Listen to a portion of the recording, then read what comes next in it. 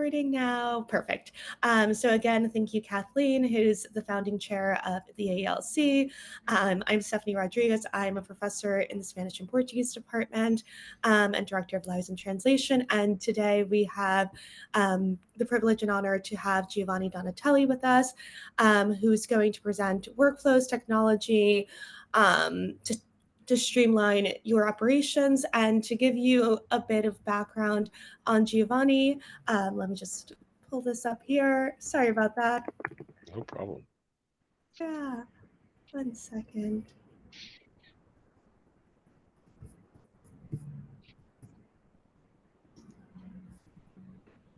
Here we go. So Giovanni is founder of the Language Group, an award-winning international language services corporation based in Virginia Beach, with additional offices in Germany. He founded the company in 1999 and is now listed as one of the leading language services companies in the world. Giovanni is an active participant in the language service industry, having served on industry boards for the Association of Language Companies, ALC, and the Joint National Council for Languages, GNCL. Giovanni is a native of Pescara, Italy, and received his MBA from the College of William and Mary and received his BS in finance from Virginia Tech. Welcome, Giovanni. It is such a pleasure to have you here today. Thank you, Stephanie. I greatly appreciate the warm welcome and the hospitality. Kathleen, I can just jump right in. Is that okay? Okay. First of all of you are students in a language education. As you heard from my background is finance and business management, but I am an immigrant myself, so I grew up in a bilingual household. So language was ever present in my life, and over my time growing up in the States, I came to the States in elementary school age. I often was the de facto interpreter for the family.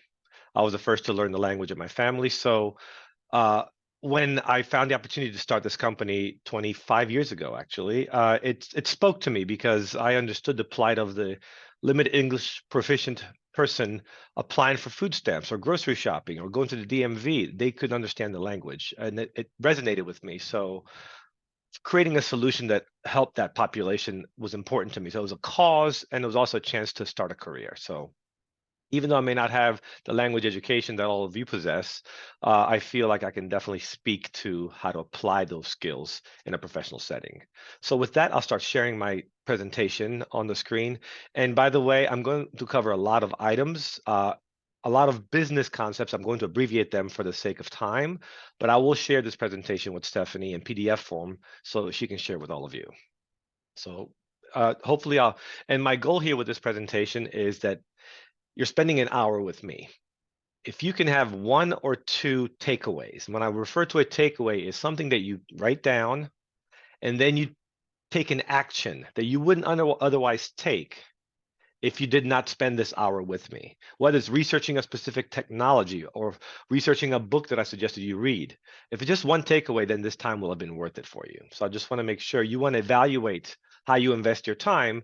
And I like to say that if you're sitting in one of my presentations, whether I do it with my staff, with clients, or with students, I want to make sure you have something tangible you can take away every single time I present. So hopefully there'll be something here of value that you may not be familiar with when you enter this presentation, and when you walk away, you have something new to educate yourself on. So with that, I will start sharing my screen here.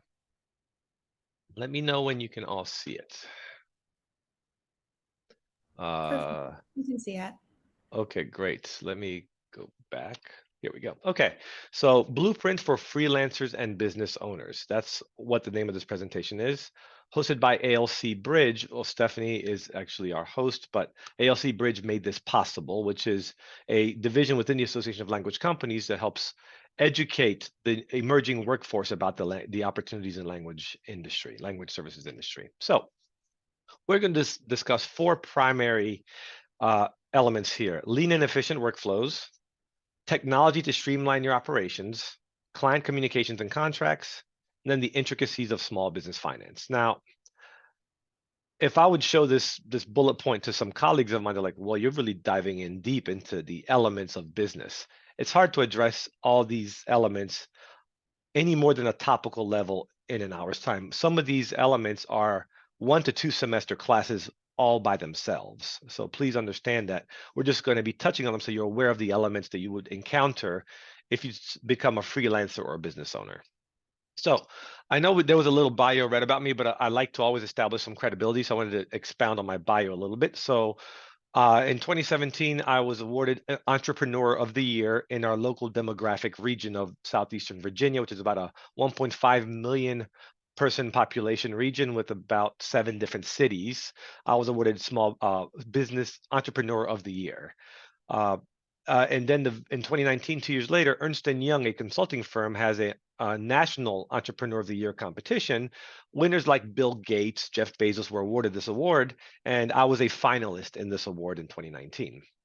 Uh, Inc. 5000 is a publication that tracks business growth around the country and the top 5,000 fastest growing businesses in the country, which equates to about less than 1/10 of 1% of all businesses in the country. And we made that list 3 years in a row, 2017 to 2019. Awarded top 20 company in our region. We were voted the best place to work, irrespective of size. We were the best place to work in our region in 2018. And just 2 months ago, we were one of the top 50 companies in the whole state to be the best place to work in the state of Virginia. So I take big pride in the fact that I create an environment that my staff is happy to be in and work here. It's a conglomeration of benefits, salary, and just the type of work that we do. Everyone's happy helping people. So it's a combination of things. And then the last two things, well, second to last and the final thing is the office. But NIMSY is an industry watchdog. In every industry that you would work in your professional world, there are usually watchdogs. These are people that research the industry, compile data about the industry, and NIMSY and Slater are two of our industry watchdogs. There are two others. Common Sense Advisory and Multilingual Magazine, which is now owned by NIMSY. But they evaluate our industry, the size of our industry, and they have a world interpreting index. All the interpreting companies in the world, and not just in the United States, and we ranked in the top 30 in the world in interpreting services. And Slater does another world ranking of all the top language companies, irrespective of what service line you do. If you're in language services, where do you fall? And we're in the top 100 in the world, so at number 82. And this was this year in 24. We also have an office in Hamburg, Germany. We acquired a company in Hamburg, and now they're an extension of our operations here in the States. It's headquartered in Virginia Beach, and Hamburg, Germany is a European operation, which we focus on work on in Europe. So this is who I am on the professional side. So let's talk about the difference. Before we jump into those 4 bullet points, I want to establish a baseline of understanding, and that is the difference between freelancers and business owners. Now, to be completely transparent, a freelancer is a business owner. When you're a freelancer, you're working by yourself. You are responsible for the revenue you bring in to pay your bills. You're responsible for your own taxes. You are the talent. So whether you're an Uber driver or whether you are a translator or an editor or a desktop publishing person, you are the skill and you sell that skill to clients, whether it be other language companies or a direct user of your services. You're a freelancer because you're by yourself and you have that relationship directly with your clients.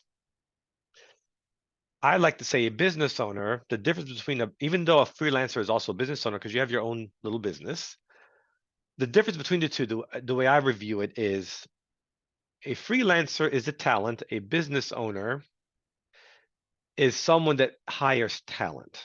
So for example, let's say that you are having a relationship with someone, a business relationship, and you're providing them translation services, let's say Portuguese into English, and you're just translating documents for them. And you've built this rapport for them for about a year. After a year, they're so comfortable with your services, they'll come to you and say, "Hey, Stephanie, I also need this translated from French to English. Do you have any French to English colleagues that you could bring in? Because I trust your quality, and I would rather work through you instead of trying to find my own French to English translator." And you could say, "I do have a colleague, but I'll refer them to you directly and they can just bill you directly." Or "I do have someone, they'll work with me and I'll provide a bill for both of us." All of a sudden now you're not doing all the work anymore. You're not doing before you were just doing the Portuguese to English translation. Now you're doing Mhm. Portuguese to English and also French to English. But you're Girl, not, girl, can you not? This is not bothering me at all. You're so good. No. excuse me. Thank you. Sorry. There was a little background noise there. So what you want to think about is a business owner brings in other talent to deliver a solution to a client. A freelancer is the talent. You both file your own taxes. Also, the other distinct difference with regards to taxes is most freelancers are what is termed in the tax code a sole proprietor. When you file your taxes at the end of the year, you're filing it using your own social security number. Most business owners, they usually file for a business license and they actually get a separate tax ID, which is a business tax ID. So it's a social security number for a business. So at the end of the year, you're actually filing two tax returns, one that's personal and one that's a business return. So the difference is one, you file taxes with social security number, one, you file it with a tax ID. And also, freelancer is a talent. Business owner usually brings talent together to deliver to the client. And you could be one of those talent lines that you're delivering, but you're still managing other people. So now we get to the fun part. What's the joy of being a business owner? Well, so right here we have the E-Myth Revisited. This is a book I highly recommend reading. I read it 25 years ago or so. And if you read the catchphrase of this book, it says, why small businesses don't work and what to do about it. I love how these books give you like a little subtitle to give you an idea of what they're about.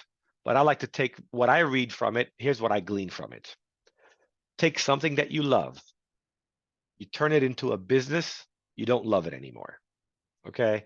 And that's what the essence of running a business is. Let me give you an example. Let's say you're a baker and you really like baking and you bring in, I have a good friend of mine, I actually have this story, happened in the 70s and 80s.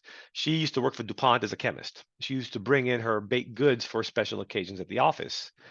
The baked goods were so well received that all of her coworkers convinced her to start selling them commercially. Fast forward 40 years, she has one of the biggest baked goods companies in our region called Rowena's.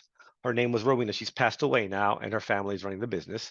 But she took something she loved and turned it into a business. But when she turned it into a business, she was no longer a baker. She had to manage inventory. She had to buy in bulk. She had to take care of salaries and payroll and taxes. She had to do marketing. She had to bill customers. These are things that she was not trained for. She's a trained chemist. She worked at DuPont as a chemist. And because she was good with chemicals and mixing ingredients, she was very talented at baking. And that our company actually buys Rowena's products and we sell and we ship them to our clients around the country. So it's a wonderful story, but it's a perfect example of taking something that you love, turning it into a business, and you're not doing what you love anymore, which is baking. You're actually running a business now.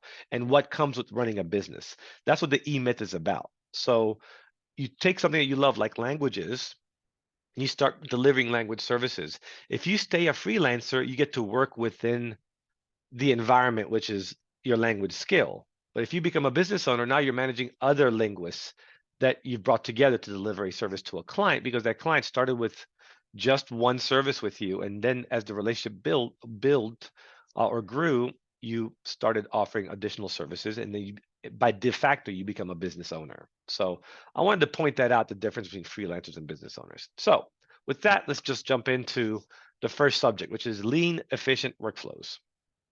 Okay, so I would when I was going to business school, as you know, with any curriculum, you have additional readings. You'll usually have your textbook and your primary curriculum you're following during your semester. And then you have companion readings, additional readings that's given to you, maybe optional. Maybe you'll spend one session or one class session on that one book, and you may not read it or you may skim over it.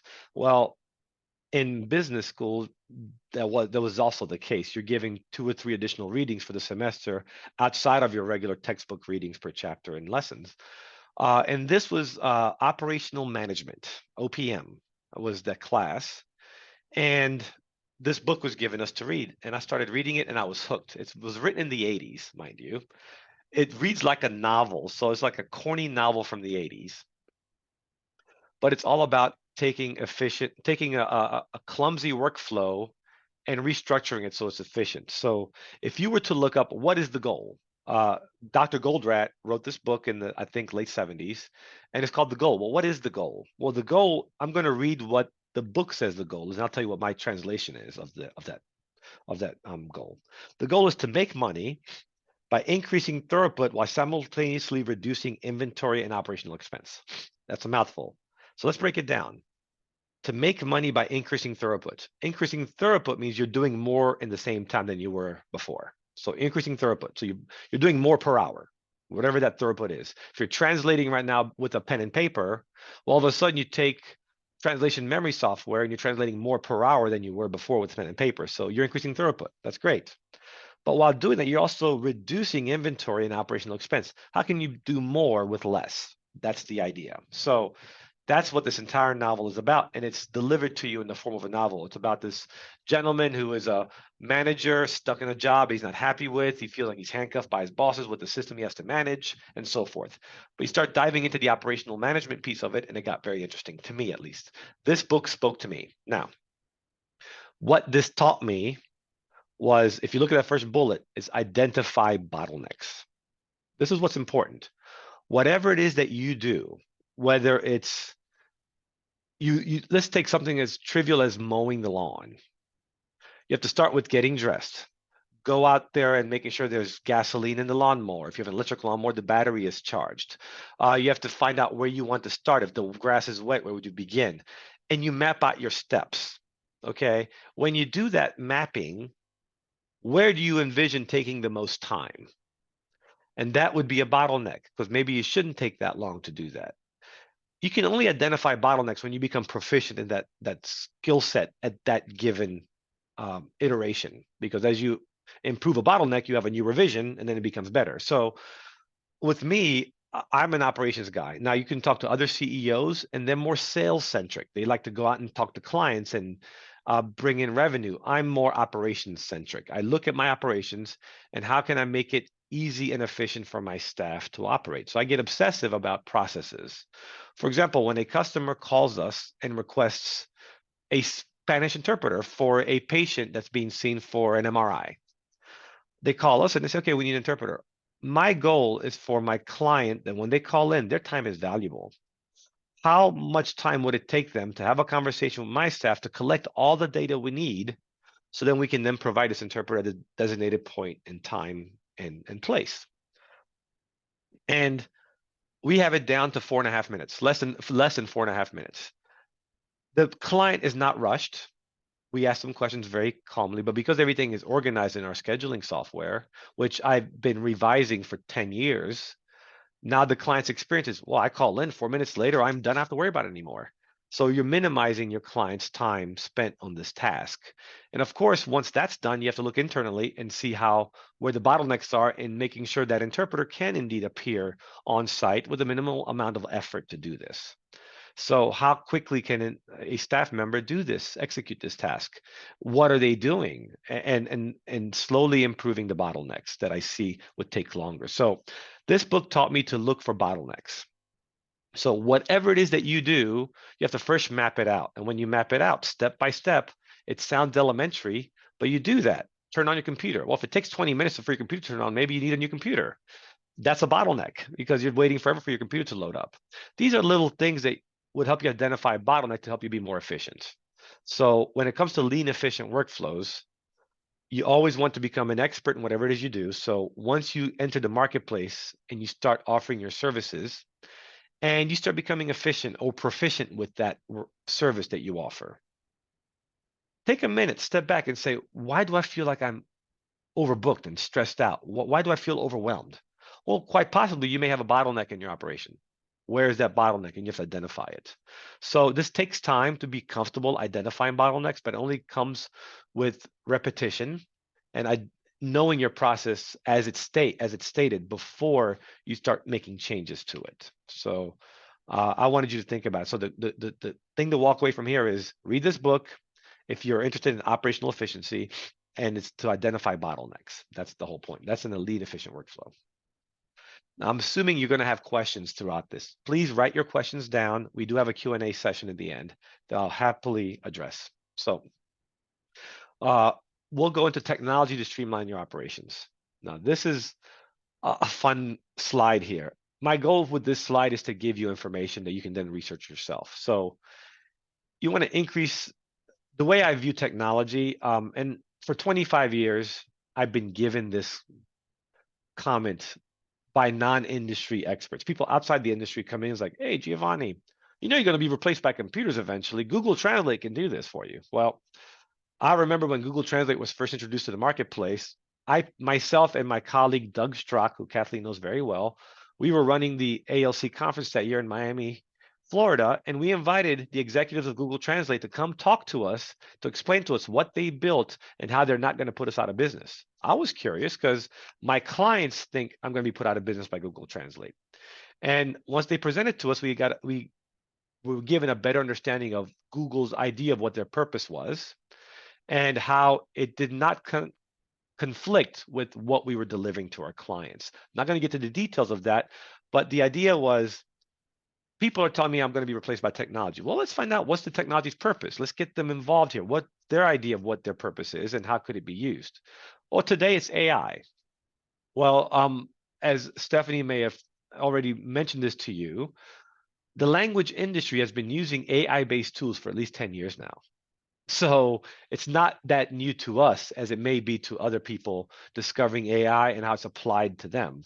But AI is only as good as how it's trained, first of all. And maybe English to Spanish translation, maybe English to Portuguese might be well evolved, but English to Hindi, English to Urdu, maybe even English to Russian may not be as efficient in AI as it would if it's a human involved. So uh, in this slide, I make a comment. I say increase efficiency by using technology to replace you. So here's the way I view technology.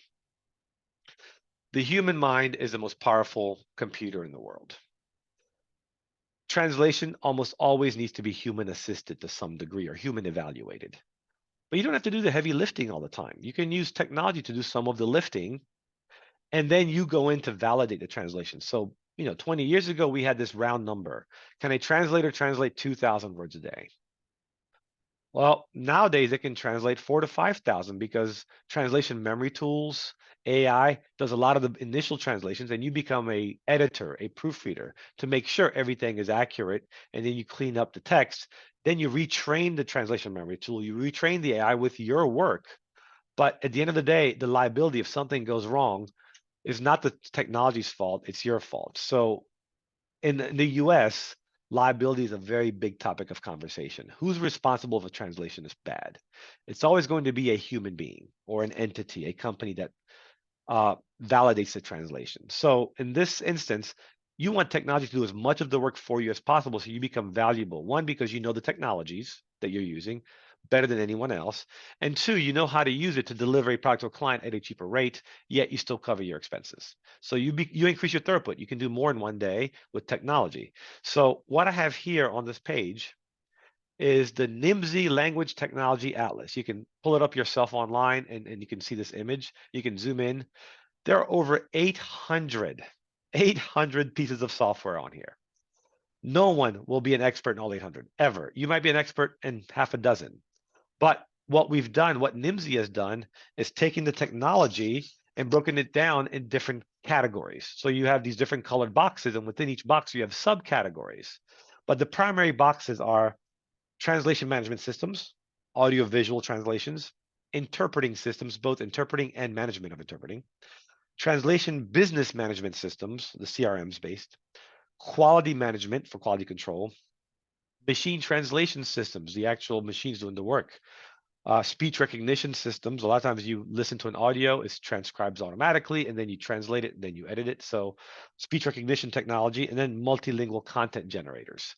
So you can work in many different areas of communication and translation based on which box in this image you choose to work in. So all of you are getting a degree in language of some facet, but some of you may have a proclivity for selling. Some of you may have a proclivity for QA work and research. All these jobs are available in the language industry, and these are the tools that you would be exposed to or using in those specific skill sets. So it's important to know what tools are out there. And just like any technology world or business world, companies merge, they acquire. For example, Google Lens is a tool where you can turn on Google Translate, click on Google Lens using a camera function to hover over text, and it auto translates it on the screen for you. Well, that was a separate technology that Google acquired. I actually had that app on my phone before Google bought it. And now Google incorporated into their Google Translate tool. So what's going to happen here in the next 10 years or 5 years even, it won't be 860 tools. It may be 700 tools because a lot have merged together. And then some new tools have also been introduced to the marketplace. So I would encourage you to, if you're not exposed to this information, download this app, zoom in and look at all the different categories or subcategories, see what's interesting to you, and then research those specific tools and technologies. This is how and I'm presenting the entire industry and everything we do in our industry here. So, and again, there's probably questions that I will wait for at the end here. So I'm trying to run through these slides so we have time for Q&A. So let's go now to client communications and contracts. Now, I'm flying through these topics, everyone. I know it's a lot. So please bear with me. And I'm not sure also in your curriculum how many business classes you're taking as part of your curriculum to get your degree. So you may have some business courses, some introductory to business, or maybe none at all. So I'm introducing concepts that you may have never been introduced to or maybe slightly introduced to. So please know that I'm not expecting you to know this. I'm giving you a place to go so you can get more information. That's the goal of this presentation. So client communications and contracts. Now, this is where I find it very interesting. When you sell a service, whatever it is you're selling, I'll use Stephanie's example where she's a Portuguese instructor. So let's say a Portuguese to English translator. I like to say that a translator that when they translate, they have to translate into their native language. That's usually a motto that I like to follow, or a mantra. That's not always the case. There are many translators that their acquired language is so fluent that they are bidirectional translators. But a vast majority of translators translate into their native language. So I would say Portuguese into English, for example, assuming Stephanie's native language is English. If it isn't, then it'd be the other way around, based on this rule that I follow. So she's translating Portuguese into English. Well, she wants to advertise this to potential clients. Well, at first you're looking for all businesses, anyone that needs this service. You want to be able to offer this to them. But over the first, say, year to 2 years, you may find a niche that you feel there's a bigger demand for. Therefore, you sit in that niche and you become an expert. It could be legal translations. It could be medical translations. It could be human resource translation. We're translating employee handbooks because a company has many Portuguese employees. So Portuguese speaking employees, rather. So it's determined, it's based on who your clients are. So what I always like to say is it's better to be a niche, focus on a niche and really dive deep than to be a jack of all trades and translate translate your language combination in all different industry sectors. That makes it harder for you because you have to have glossaries of all these different industry specific terminologies. Whereas if you become proficient in one or two industries, you can dive deep and become an expert in that specific language combination in that industry. Now, you could be a desktop publishing person. You could be a graphic designer that deals with languages. So you might want to partner with a couple language experts or a couple companies to say, I do graphic design work for language localization projects, and that's your niche. But focus, define who your clients are. And the reason why you want to define that client and you find this niche that's important to them, because you have to speak their language for them to hire you. And I want to use an example here. This is an example that happened to me. And you'll see this little image in the bottom right corner, this risk image, low, medium, high risk. What does that mean? So it applies to this example I'm about to share. So this year, we're celebrating our 25th year in business. I founded the business in 1999. And for the first 12 years, 11 years, the company, I'm making a living. I'm establishing my presence as a regional language vendor. But but I felt like I was missing something. Why was I missing opportunities? I would put proposals together, submit it to a client, and they would, in essence, choose a different vendor, not me. And I was wondering why, and they couldn't tell me why. It's like, oh, because of these 4 or 5 elements, and I kept improving my proposals. But I felt like I wasn't speaking their language. At that time around 2012 or so, I went back for my master's program, got my MBA, and all of a sudden it's almost like a blurry veil was lifted and I could see things more clearly. It's almost like your eyes are blurry from allergies and you take some medication, all of a sudden you can see clear. That's what happened to me with my business class. I'm not pitching business school, please don't think that. I'm saying it allowed me to understand the language of my client. By the way, speaking of allergies, I'm having a major allergy attack, so I apologize if I sound a little stuffy. So what I realized is when I was selling for the first 10 or 12 years, I was selling quality.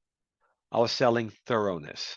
I was selling you're not going to get a better translated product. You can rest assured that our translations are accurate. And the graphic design and the quality assurance and everything that goes along with getting a publication ready document, or whether it was a website or whether it's a legal document, whatever it was, it would mirror the author's intent. Whatever intent the author was, our job is to replicate that intent in the target language, whether it's interpreting, whether it's translation. That was our goal. And we kept pushing this script basically, and they're like, yeah, sure, whatever, I got you, I understand. What I come to realize is they expected that. If you're going to buy language services, or you're going to buy a good or a service at a store, if you go to the grocery store and you're going to buy some produce, and the salesperson or the grocer attendant, the produce attendant says, rest assured, we use the proper pesticides in the organic environment. We don't have any chemicals here. It's properly raised. It had proper sunshine. It's a great product. You expect that. You don't need the produce guy to tell you those things. You're going to pay good money for this produce. You expect all the proper FDA approved measures are in place to make sure you get a safe and healthy product. So when I was pitching high quality translations, the client goes, you mean there's low quality translations? They didn't care. They can't even read the target language. They wanted something that was accurate 100% of the time. So what I was pitching was falling on deaf ears. They automatically expected that from all their potential vendors that they were considering to hire. So I had to change my script. So instead of me saying, we offer great translations, high quality, here's our QA process, here's our translation workflow, they didn't care of any of that. Like, yeah, sure, whatever. We expect it to be right. So my pitch changed to risk mitigation. And you're like, oh goodness, what's that mean? Well, I would then change my script to say, if something goes wrong, let's say that the translation is not translated accurately, who's responsible? Is it you, the client, or is it me, the translation vendor? And at this time, I was competing with the client deciding whether they should outsource it to a language company or have the bilingual staff handle the translation. Because a lot of clients say, oh, I have a bilingual person here in the office, they can handle this translation. I said, great. If something goes wrong with the translation, it does not match the original intent, which you don't know because you can't read the target language, and you publish it or you release it, and an adverse event happens, who's liable? Oh my God, it would be catastrophe. I said, exactly. For $75 a page or whatever we're charging, or $50 a page, I can now take that risk off of you. And if something bad happens, it's on us now because it's a translation error. So now the risk has been shifted from you to us. So you're actually not buying a translation service, you're buying an insurance product. You're buying insurance that if a mistranslation happens, you're protected. So I became an insurance salesman, not even realizing it.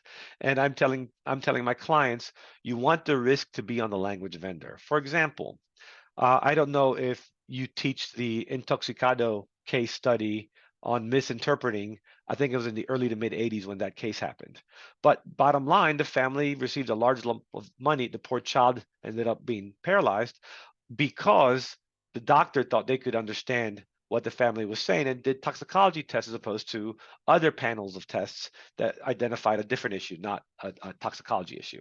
So to me, all of a sudden the liability fell on the hospital because the doctor took responsibility for the language responsibility themselves instead of bringing an interpreter to be able to be the communication bridge for them. So that changed the way I approach my clients, and that was the beginning of my company's next stage, basically, which is the growth stage. So the first 10 years was establishing a foundation. The next 10 years was my growth stage. So I wanted to speak the language of the client. And you have to understand, it took me 10 years to understand their language. So please know, I don't expect you to know this the first year you're out of your university and with your degree in hand, ready to take on the world. You have to understand the client and listen to them. Why do they want language services? What can you offer that they need? And can you solve their problem? It's always putting yourself in their shoes. This empathetic perspective you have to have in order to understand their language. Because once you start speaking their language, they will listen to you. But if you speak your own language of what you want to sell them, it's not what you want to sell, it's what they need to buy. You have to always look at it from that perspective. So that's my second bullet, speaking the client's language. And to me, it was about risk mitigation. It's telling the client, shift the risk to the language vendor. Don't take it yourself. We'll protect you if something goes wrong with the translation. Nothing will go wrong because there's wonderful quality we offer. But if it does, you're protected for the fee of what it costs to translate something. So that was my how I changed my script, and it started resonating with my clients. So now you have to talk about contracts. Client communication and contracts is the name of the slide. Well, I just talked about communication. Now, communication comes in many facets. It could be marketing communications. It could be, in-person communication. It could be networking. I focus on speaking with the client and selling your services. But let's talk about the client says, okay, I'll engage you in some work. Sure, let's talk. Let's get you engaged. And we have this project we want to give you, but we have to sign a contract to validate our relationship. All of a sudden you have to say to yourself, I have to become a contracts expert now. I have to put together a contract or hire an attorney, which costs money, to write me a contract that I can give to my client. So the beauty of the Association of Language Companies and the American Translators Association, which are two trade associations, the ALC focuses on executives that run companies, and the American Translators Association is the association that has all the skill, all the talent. It's where you as a linguist would belong. But you can join both. If you're a freelancer and you run your own business, of course, the ALC is also a place where you can join. It's just the pricing of the membership is based on the type of member it usually attracts. So you might want to look at the pricing and see if it's worth your investment. But what they do have are contract templates. Both associations do. So imagine you have to spend, I don't know what the price is for the ATA. I think it's around $300 or so to join for a 1-year membership. It's not cheap. Okay. It's a professional association. It costs money to run an association. So membership is, $300 or so. And I think they have thousands, anywhere between, I think 11, 12,000 members, maybe more, I believe, that are active each year. It could be more than that, I believe. But these members, some are accredited translators. They've taken the ATA exam. Some are not, and they're still professional translators. But they have resources in there. They have templates, contract templates that you can download once you've paid your membership, and you can read over. And these are just basic structures. It talks about the confidentiality clauses, talks about how you'll protect the client's information. It has a pricing area, a pricing section. Now, when you download these templates, I encourage you to then have an attorney in your state review it, because what happens is these templates don't apply. Every state has different laws they abide by. So once you download this template, you've done most of the heavy lifting for the legal work. You just give it to an attorney, like, please review this, please edit it so I can apply it to my client here in New Jersey. And might cost you 1 hour of the attorney's time, whatever the hourly rate will be. And that would be an investment. Now you have a contract you can use for every client that you have. You just fill in the blanks for the date, the name of the client, and the address, and whatever you choose to charge them. And you have an agreement between the two parties. That's important. Now imagine that you become a business owner because your client relationship is going so well, they ask you to do additional work that you're not an expert in. Now you have to bring in colleagues to help you, and you want to be able to manage that. Well, you have to have contracts with your colleagues. So these two associations also have peer contracts where you're actually hiring, or not hiring, but you're engaging a vendor to help you deliver a service. Now you're the client and they're the vendor. Whereas in the first relationship, you're the vendor and your client is the client. The client is always the one writing the check. Just remember that. So I like to give the example of the interpreting the interpreting triangle. You usually have the LEP, which is the non-English speaker. You have the interpreter, the service provider, and then you have the medical expert giving care, or whoever is communicating with the LEP. Could be a caseworker. And all in that triangle of communication, who is the client is who is paying the bill. So even though people always refer to the LEP as the client, they're the one receiving a service. Sure, they might be at a DMV and they're applying for a new license. Well, the DMV agent, if the DMV is paying this bill, the DMV is the client because they're paying the interpreter, but the communication is being provided for the applicant. The thing is that the interpreter has to remember they're not an advocate of this applicant. They're actually helping the DMV person provide a service to the LEP. So when I use the word client, I'm referring to not the person benefiting from the service, it's the person paying the bill. So if you have a client vendor relationship with your client, then you give them a contract and they're signing it and you're the vendor. But if you have to bring in some partners to provide a service to that same client, the partner is going to give you a bill at the end of the month to say, I did this work for you, Stephanie, you owe me some money. You have to have a contract to establish that relationship. In that instance, you're the client and they're the vendor. So it depends on where you stand in that relationship. So the dynamic is important to be to distinguish it in the contract. And there are templates in these two associations that you can join for 1 year, go in there and download all the documents you can. So you spent this investment, now you have all these documents for you to use. And should you not want to rejoin the following year, that investment was for you to get all this research done. So I think it's worth it if you choose to enter in the marketplace as a freelancer or a business owner. Whereas back in the day, 25 years ago, these resources were not available. So we had to create them ourselves. And now the industry's become a little more standardized. The people that buy services understand the value of language services. There are now translation degrees in the United States, far more abundant than there were 25 years ago because it's a growing market. So I'm very happy to see that I'm speaking here and that these resources are available for me to share with you. So that's the client communication and contracts.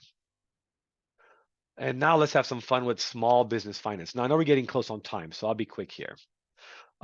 Bookkeeping software, reading financial statements, creating your budget, tracking work, cash flow, and accounts receivables monthly report. These 5 bullets, if you're going to start your own business, whether you're a freelancer or a business owner, this is it, okay? Bookkeeping software. I highly encourage you to invest in any bookkeeping software. There's a lot out there nowadays. 25 years ago, we didn't have as many options. We had, I think, 2, Peachtree and QuickBooks. Nowadays, there's many more. If you were to invest in one, I'd still encourage QuickBooks. It's got everything. They have different tiers for different services. They have for companies that have inventory, they have inventory-based QuickBooks. For service companies like language providers where we don't have an inventory, just we're doing a service, they have service-based QuickBooks. So you can find different QuickBooks versions that are different price points and get the QBO version, the QuickBooks Online. That way it auto updates and you don't have to download software and update it yourself. Just get the QBO version. Once you do that, you have financial statements you have to learn how to read. I don't know if that was part of your curriculum. But the 2 financial statements I would encourage you to become comfortable with reading is the P&L, P and L, but it's written P, letter N and L, which is profit and loss statement, which is basically a statement that shows you if you made money or didn't, P&L statement. Some softwares call them the income statement. So you might see it as termed income statement. I use the term P&L statement. It's the same document.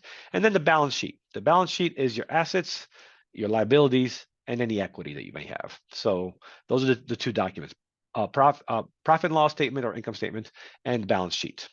Let me just tell you what a P&L is, just so you know what it looks like. P&L would outline what you sell and how much money you've sold for, your revenue, and then your cost of sale. Let's say you hired a couple of translators or desktop publishers.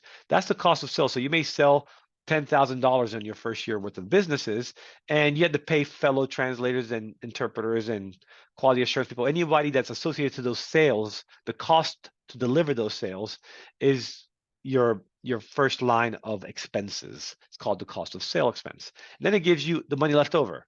You sold 10,000, you spent 5,000 or 6,000 in expenses, so you have 4,000 left. That's called your gross profit. And then below that is a list of all your expenses. If you paid for a computer, paid for internet, your phone bill, Any salaries you paid yourself, that's all in this expense list. And then at the very bottom, how many pennies are left over? And that's your profit and loss statement. It's revenue, cost of sale, all your other expenses that are not associated to cost of sale, but to running the business, and then your money left over. That's what your accountant wants at the end of the year. That's what you need to know how to read. It's a very easy statement. Just don't be scared by seeing all these lines. Uh, some are indented. The formatting is wonky sometimes based on the software. And then the balance sheet just tells you how much you're worth.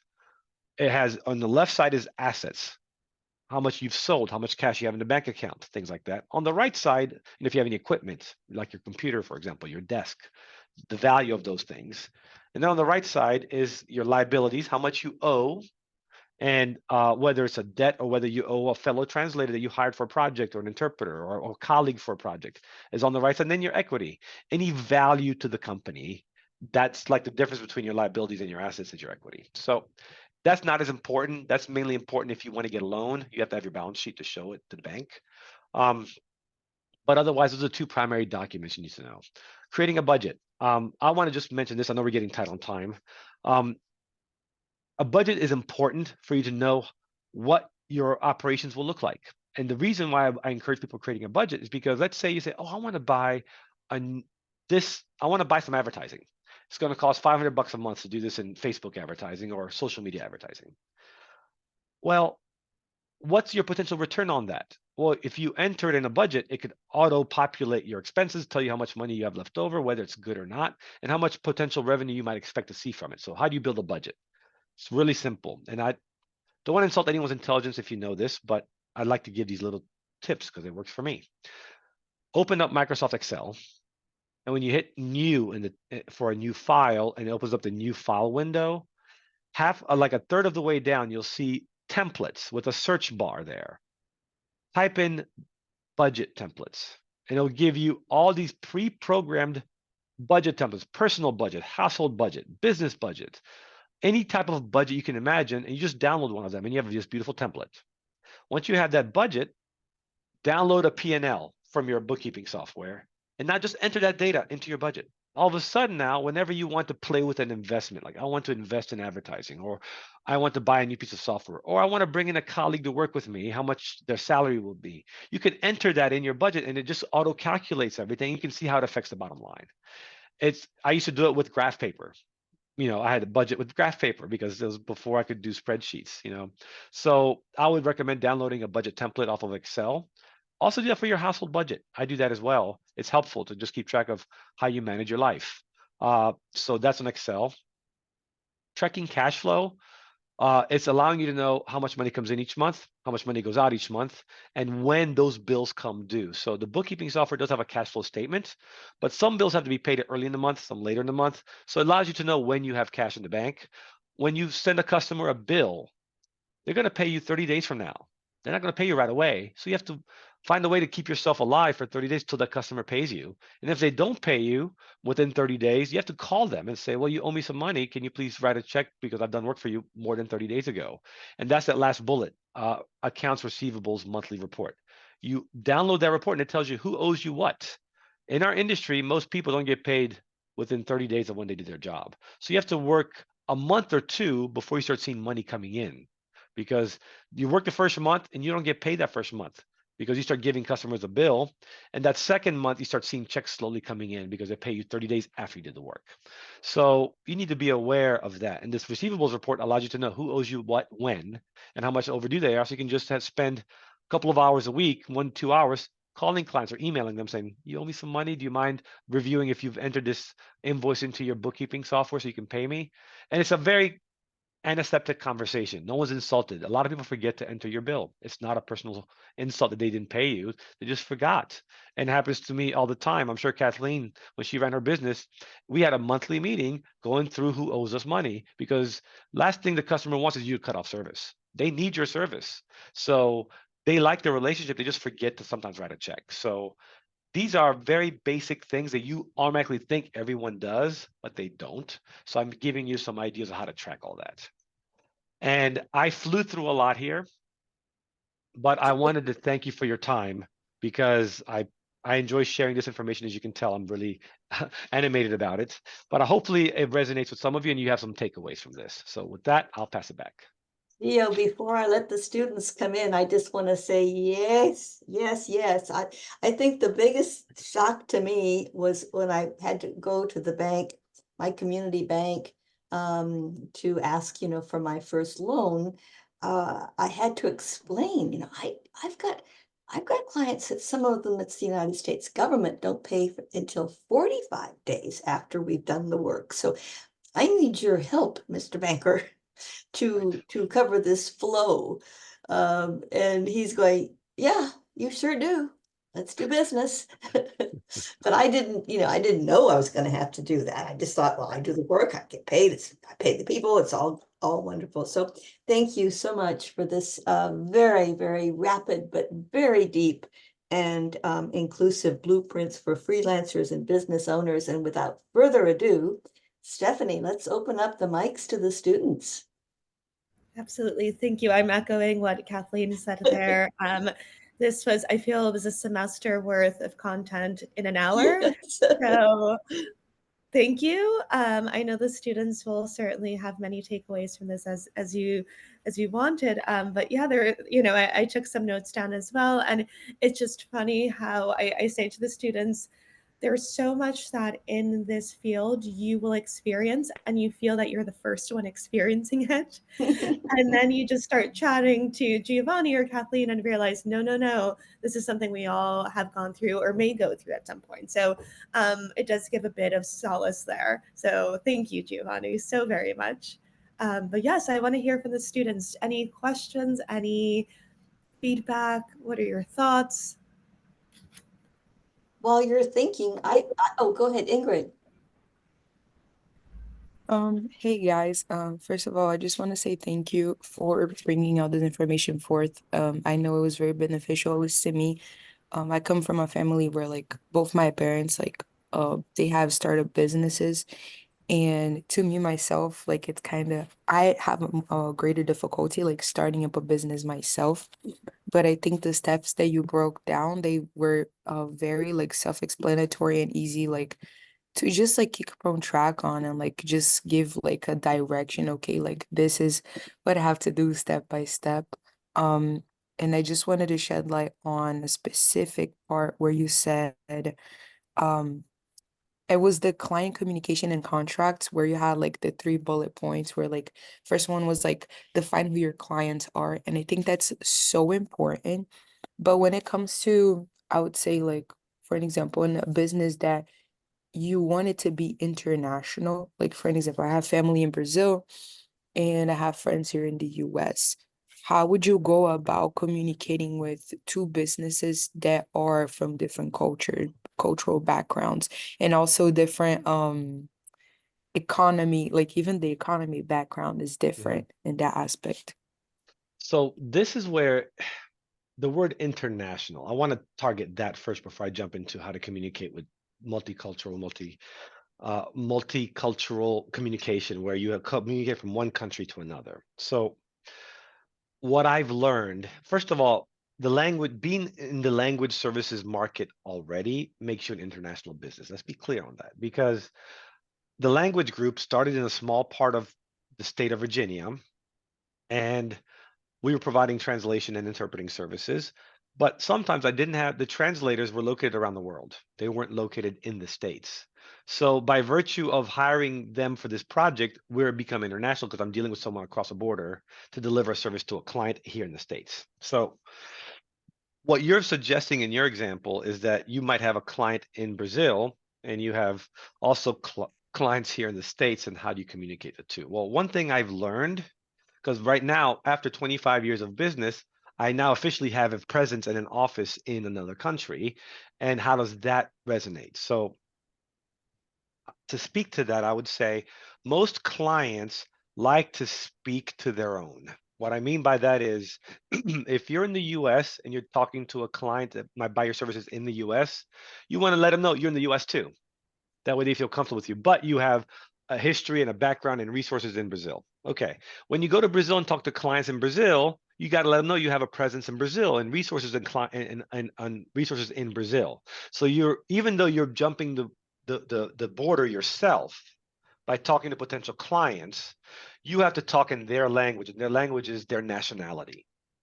So I would say you want to close a deal for a client in Brazil, you have to prove to them that if I were to right now go to Brazil and try to sell my services in Brazil, and I'm competing against Brazilian-based companies for the same service, I'm going to lose because I don't have a presence in Brazil. And most clients like to know that they're giving business to a local company.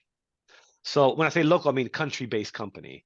How many times do you hear people in the United States say, we don't want Chinese to steal our jobs but if those companies had an office in the United States and they were employing US-based people, now it's a little different. They're okay because they're helping the local economy. So I would say in your example, you have this nice bridge of communication and you have resources on both sides of the border.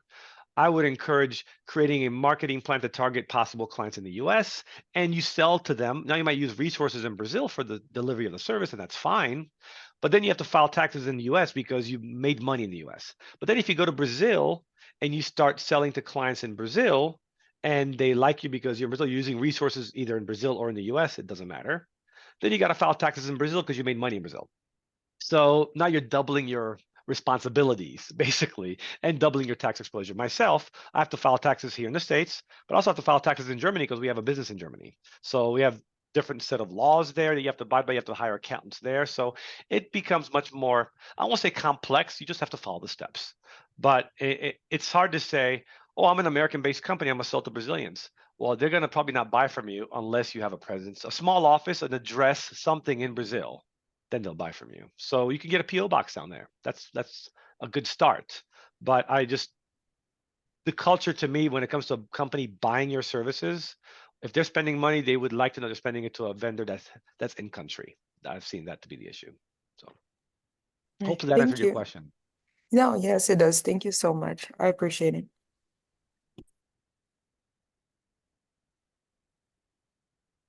Oh, Scarlett has a question. Let's Our hear early from bird. Scarlett. Yes.